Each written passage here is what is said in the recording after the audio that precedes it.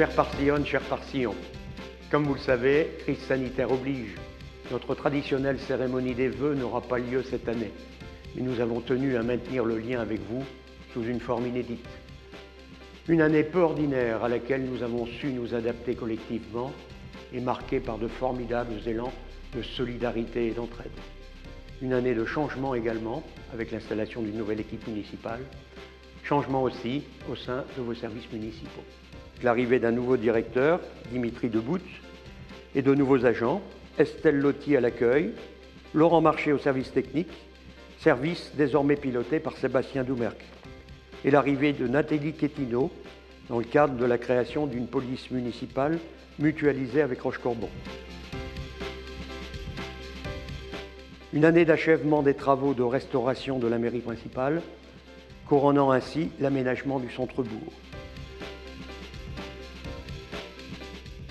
En plus des moyens conséquents alloués aux écoles, qui restent notre priorité, une nouvelle structure périscolaire a été aménagée. 2020 a été marqué également par des travaux d'envergure dans les quartiers de Frasnes et de la Mulocherie, concernant les réseaux d'eau pluviale et potable, l'enfouissement des réseaux aériens, finalisé par des aménagements de surface. Dans la continuité, 2021 sera une année riche en réalisations. La construction d'une maison médicale de plus grande capacité qui permettra d'élargir à terme la palette des professionnels de santé.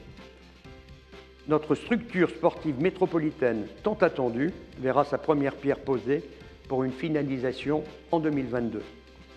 Début des travaux également pour le remplacement de la station d'épuration par un réseau surpressé, ainsi que des travaux d'enfouissement des réseaux qui débuteront rue de la Mairie, rue de Frasnes et rue du Château d'Eau.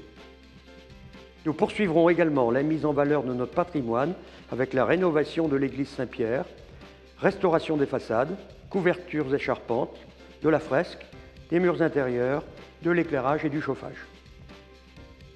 Le projet de ZAC de logerie se poursuit et avance administrativement, avec un objectif de 30 logements par an sur 10 ans.